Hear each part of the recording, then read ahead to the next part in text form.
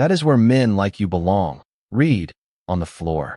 The words cut through Harbor Light Cafe, just as Nathan Reed hit the edge of table 7 and one paper cup of hot coffee tipped over, spilling across the worn wooden floor like a dark stain spreading through the room. His daughter Sophie froze beside her little backpack, one purple crayon rolling from her hand and stopping near the polished heel of Audrey Blake, the woman everyone in the room suddenly recognized, but no one dared greet too loudly. Audrey Blake, Chief Executive Officer of Blake Hospitality Group, had just stepped into the cafe with 2 assistants, a security officer, and a contract cold enough to change the future of the entire block. She had come to measure walls, counters, profit margins, and weaknesses. She had not come to watch a grown man get humiliated in front of his child. Before we continue, where are you watching from? Drop your city or country in the comments below. And if you believe in dignity and second chances, hit like and subscribe. These stories spark change, and we are glad you are here. Now, back to Nathan Reed. The man who pushed him was Travis Boone, Regional Development Manager, expensive watch, perfect haircut, smile sharp enough to make kindness feel foolish. He stood over Nathan with one hand still raised, not in defense, but in performance, as though the cafe were a stage and everyone else had paid to watch him win. Get up, Travis said, or stay down. Either way, people like you are the reason places like this fail. A few customers shifted in their seats. Someone near the window lifted a phone, then lowered it again. Behind the counter, Megan Porter pressed both hands against her apron, her face pale with the kind of fear workers learn to hide when rent is due on Friday. Martha Keller, the cafe's owner, looked like she wanted to speak, but years of bills, repairs, and threats had taught her that some men enjoyed crushing voices more than answering them. Nathan did not rush to his feet. He did not swing. He did not shout. He turned first toward Sophie, because that was who he was before he was anything else. A father. A tired father, maybe. A poor father. Certainly. But not a broken one. Coffee dripped from the sleeve of his faded denim jacket. The room smelled of cinnamon rolls, rainwater, and burnt espresso from the old machine coughing behind the counter. Outside, October rain tapped against the glass in soft, nervous rhythms. Inside, Travis laughed once, loud enough to invite others to join him. Nobody did. Nathan reached down, picked up Sophie's purple crayon, wiped it carefully with his thumb, and placed it back in her small hand. "Look at me, sweetheart," he said, his voice low and steady. Sophie's eyes filled with tears, but she looked. A man can fall without becoming low. The sentence did not sound like a comeback. It sounded like a prayer spoken by someone who had survived worse rooms than this one. Audrey Blake, who had built a career on reading people in less than 30 seconds, felt something in the cafe change. Not loudly, not dramatically, just enough. Travis took a step closer, irritated by the silence he had not ordered. "You think that sounds noble?" he snapped. Nathan rose slowly, one palm on the table, the other still open where Sophie could see it. No fists, no threat, just quiet control. The old espresso machine hissed behind him like it was holding its breath. Audrey's security officer, Owen Pierce, moved half an inch forward, then stopped. He had seen fear before. He had seen anger. But the look in Nathan Reed's eyes was neither. It was discipline. It was restraint. It was dignity standing up in a wet jacket, while a whole cafe suddenly forgot how to breathe. For several seconds, nobody moved. And in that silence, Harbor Light Cafe revealed what it had always been. Not a business waiting to be measured by a corporate clipboard, but a small shelter with scratched tables, mismatched chairs, and names remembered better than orders. Nathan Reed stood near table 7 with coffee drying on his sleeve, but every person in that room had seen him there before in quieter moments, long before Audrey Blake arrived with her polished coat and unreadable eyes. They had seen him at 6:15 in the morning, kneeling behind the counter with a flashlight between his teeth, trying to coax life out of the espresso machine Martha Keller could not afford to replace. They had seen him carry flour from the delivery truck when the driver left it by the curb in the rain. They had seen him fix the loose front door that used to swing open whenever the wind came hard off the bay. He never made a speech about it. He never handed anyone a bill unless Martha insisted. He simply showed up, sleeves rolled, hands steady, as if service were not something to announce, but something to become. "You should charge me proper, Nathan," Martha had told him that morning, her gray hair pinned crooked from another sleepless night. "I will," he had answered, tightening a copper fitting beneath the old machine. 1 cup of coffee and no lecture. Martha had tried to smile, but the numbers in her eyes were heavier than the joke. Rent was late. The insurance payment was worse. The letter from Blake Hospitality Group sat behind the register in a white envelope, offering a buyout that sounded generous only if you did not understand what it meant to lose the last place in town where lonely people were still greeted by name. At the corner table, Sophie had been coloring her school assignment, a drawing titled My Safe Place, pressing her crayon so carefully that the paper wrinkled beneath her small hand. She had drawn the cafe windows glowing yellow, Martha behind the counter, Megan balancing a tray, and Nathan standing by the door like he was making sure the whole world behaved before it came inside. Megan Porter had noticed and laughed softly. Your dad looks like a security guard. Sophie did not look up. He is not a guard. He is just safe. Nathan had heard that from under the counter, and for one breath his wrench stopped moving. The rain had begun after lunch, soft at first, then harder, bringing in customers who shook water from umbrellas and ordered soup, black coffee, and second chances disguised as ordinary meals. That was when Travis Boone arrived, not through the door like a customer, but through the room like a warning. He inspected the cracked tile, the aging menu board, the tired faces, and finally Megan, whose hands trembled when he asked why the display case looked half empty. Because we sold the morning batch, she said. Then make it look full, Travis replied. People do not invest in empty. Nathan looked up from the espresso machine. He said nothing yet, but the cafe felt him notice. And sometimes, with men like Nathan Reed, being noticed was the first quiet form of protection. Travis Boone had not come alone. He had come 15 minutes ahead of Audrey Blake, which meant every insult he spoke carried the confidence of a man arranging the room before the person with power arrived.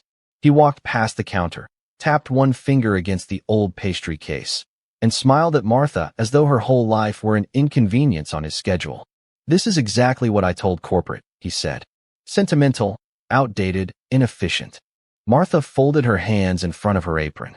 This cafe has served this neighborhood for 29 years. Travis glanced around at the chipped mugs, the raincoats hanging from chair backs, the elderly man reading a newspaper by the window. And that is why it looks 30 years tired. Megan lowered her eyes.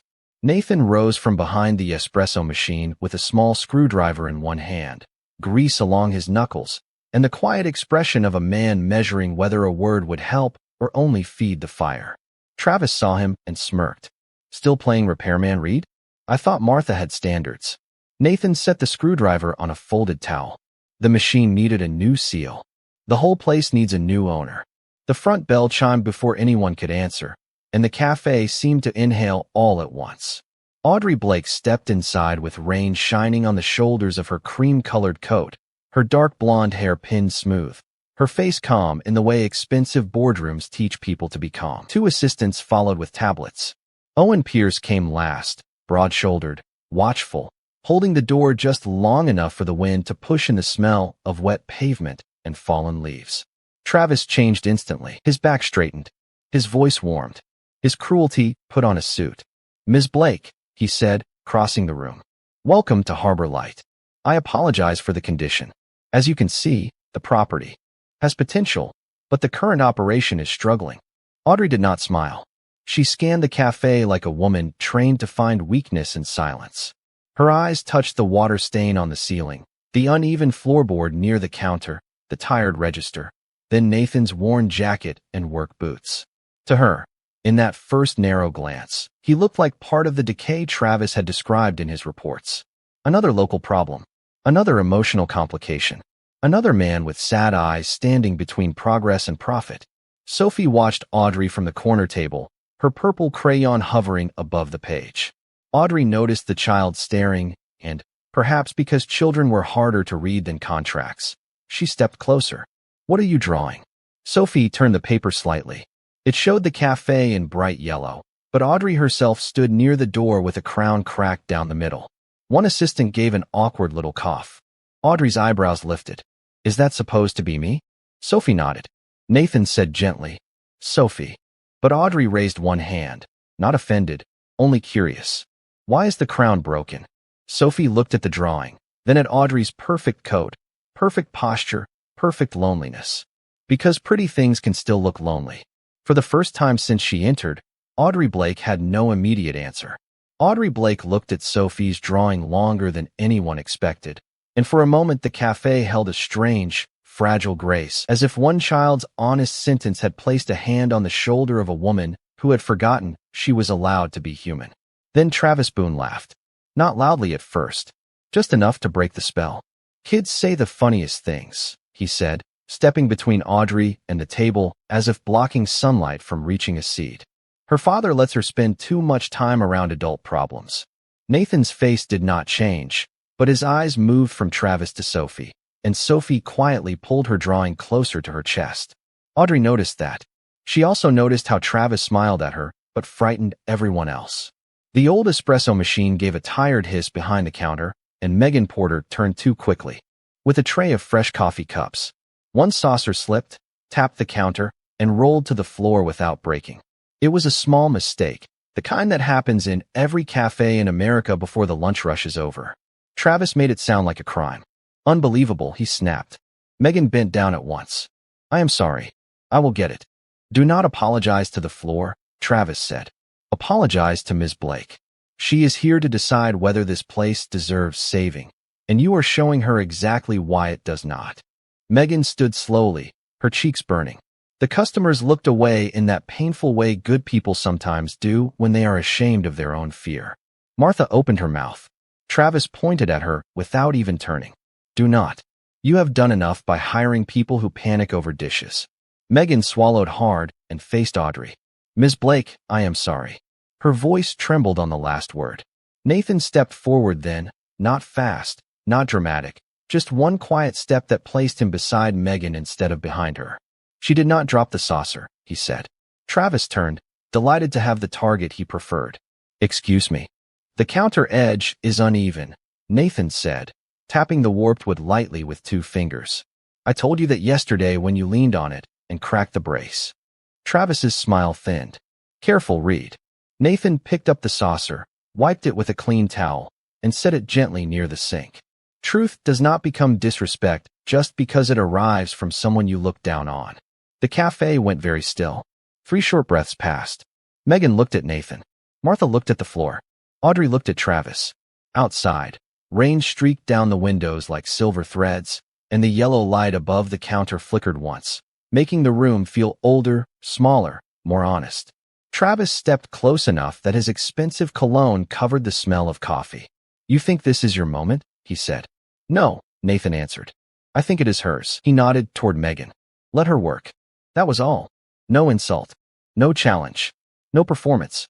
But it struck Travis harder than shouting would have, because Nathan had refused the one thing bullies need most. He refused to be afraid in public. Travis's jaw tightened.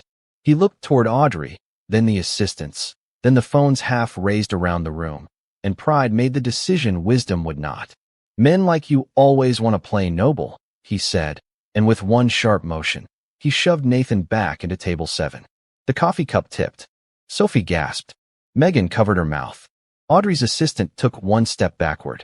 Nathan caught the table edge with his palm, steadying himself before anything could fall onto his daughter.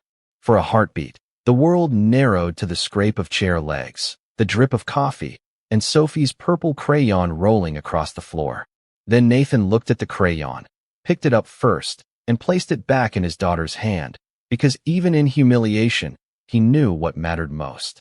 The purple crayon rested back in Sophie's hand, but her fingers would not close around it.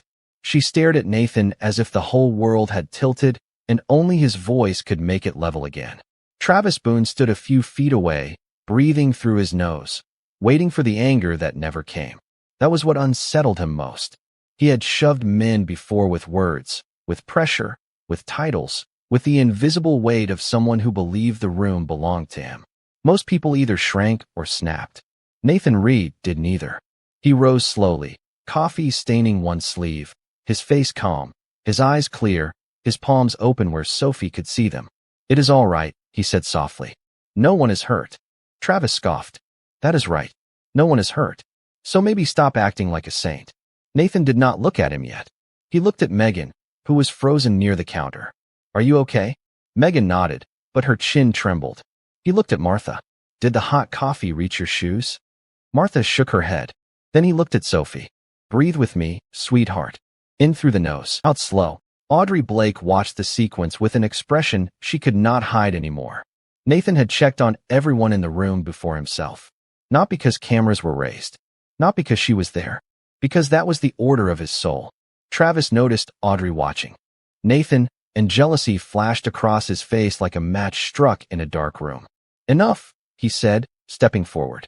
You do not get to turn this into some little hero moment. Owen Pierce shifted from beside the door, ready now, his shoulders tightening beneath his dark jacket. But before Owen could cross the floor, Travis reached toward Nathan again, not with the force of a fight, but with the careless arrogance of a man used to moving people out of his way. Nathan moved only half a step. His hand met Travis's wrist, light as a warning, precise as a lock clicking into place. There was no struggle, no impact, no sound except the rain on the windows and the low hum of the espresso machine. Travis stopped because his own momentum had nowhere left to go. Nathan did not twist. He did not punish.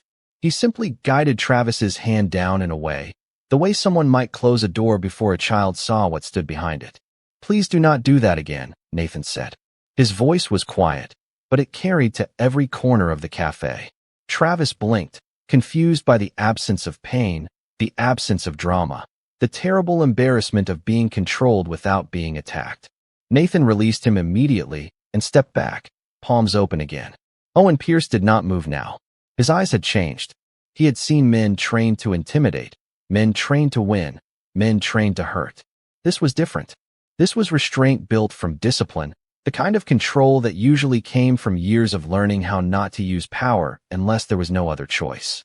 Audrey leaned slightly toward Owen without taking her eyes off Nathan. Who is he? She asked under her breath. Owen answered just as softly. Not the man they told you he was. The cafe held that sentence like a secret. A phone lowered near the window. A spoon stopped against a mug. Even Travis seemed smaller, not because Nathan had made him small, but because truth had removed the costume from his pride. Sophie finally closed her fingers around the crayon. Nathan gave her the faintest smile, the kind a father gives when he is trying to say everything is safe before he is sure it is. And for the first time that afternoon, Audrey Blake looked at Harbor Light Cafe and saw not a failing property, but a room full of people waiting for someone with power to remember what respect looked like. Audrey Blake did not speak at first, and that silence was heavier than any question. She looked at Nathan Reed, then at Travis Boone, then at the faces around the cafe, faces that seemed to be asking her what kind of power she had brought through their door. Travis tried to laugh it off, but the laugh came out thin. That was a neat little trick, he said. Maybe he practices on people who cannot afford lawyers.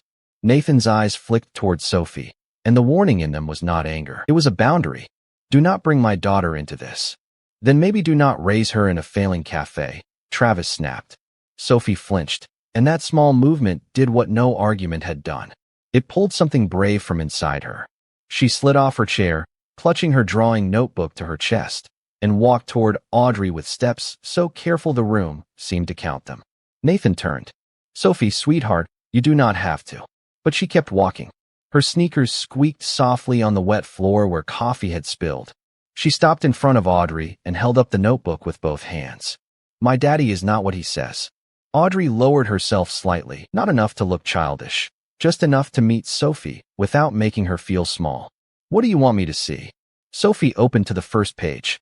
There was an old woman beside a blue sedan, and Nathan crouched by a tire in the rain. Mrs. Alden from Maple Street, Sophie said. Her tire went flat after church. Daddy fixed it and would not take money because she only had grocery cash. She turned the page. A boy sat alone outside the cafe with a brown lunch bag. That is Caleb. He used to wait at the bus stop hungry. Daddy told Martha to put extra soup in a cup and said it was accidentally made. Martha covered her mouth, and her eyes shone. Sophie turned another page. Megan stood under an umbrella, crying beside the back door. Nathan was drawn beside her with a toolbox. Miss Megan's car would not start when her little brother had a fever. Daddy fixed the battery. After work. He said family emergencies should not come with invoices. Megan looked down, tears slipping before she could hide them. The rain softened against the windows. The espresso machine gave one low breath behind the counter. The cafe was no longer watching a scene. It was remembering a man. Sophie turned one final page, slower than the others. It showed Nathan sitting at the kitchen table late at night, bills stacked beside him, his head bowed, one hand resting near a photograph of a woman with kind eyes. "That is my mom," Sophie whispered. "She is in heaven now. Daddy says grief is not an excuse to stop being good." Audrey's face changed then, not with pity, but with recognition, as if a locked room inside her had heard the right key. Travis rolled his eyes, desperate to regain the shape of the room. "Very touching," he said. "But children draw fairy tales." Sophie looked at him, her voice trembling but clear. "Daddy says kindness is what you do when nobody can pay you back." No one breathed for a moment. Nathan closed his eyes briefly, not embarrassed, not proud, simply humbled by the courage of his own child. Audrey stood slowly, holding Sophie's words like evidence more powerful than any report. She turned toward Nathan, and this time, when she looked at his worn jacket and tired hands, she did not see failure. She saw quiet dignity that had been serving this room long before she ever walked into it. Audrey Blake turned toward Travis Boone, and the warmth that Sophie had awakened in her eyes did not make her softer toward cruelty. It made her clearer. "Mr. Boone," she said, "is there anything in your report you would like to correct before I review it again?" Travis straightened, too quickly. "My report is accurate. Emotional speeches do not change financial reality." Nathan gently placed a hand on Sophie's shoulder and guided her back beside him. "No," he said quietly, "but evidence does." Travis's head turned. "Evidence of what?" Nathan looked toward the espresso machine behind the counter, the old chrome body still hissing in tired little breaths. That machine did not fail on its own. Martha frowned. "Nathan," he walked behind the counter and lifted the side panel he had been working on that morning. The screws were already loose, arranged neatly on a folded napkin because Nathan did even small things with care.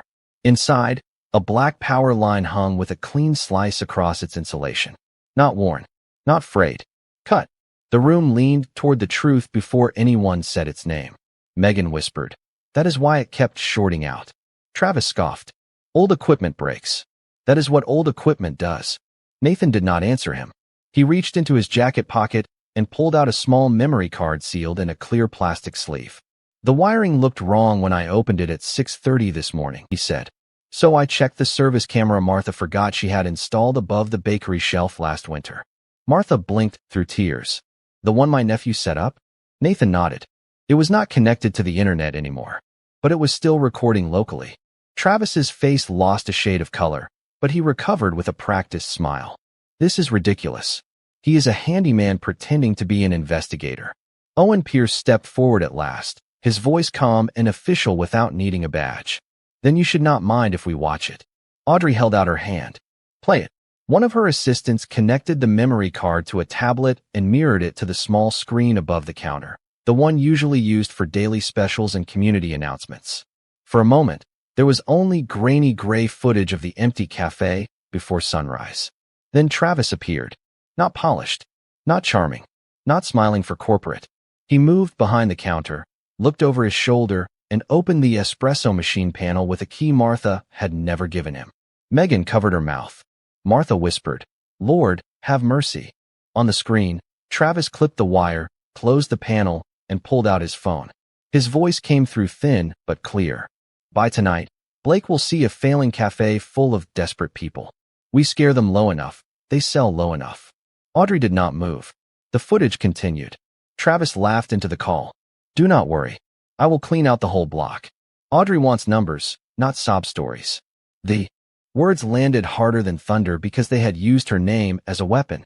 Travis stepped backward as if distance could erase what everyone had heard. "That is taken out of context." Nathan looked at him, still without hatred. "The whole thing is context." No one laughed. No one shifted.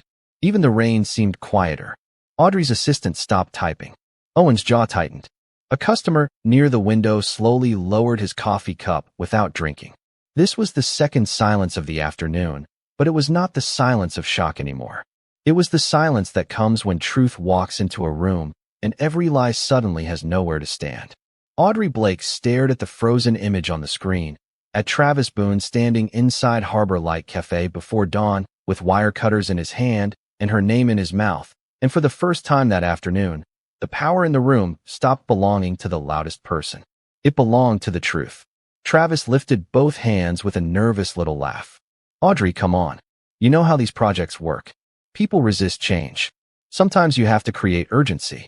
Audrey turned to him slowly. Do not call this urgency. Her voice was calm, but every word seemed to remove a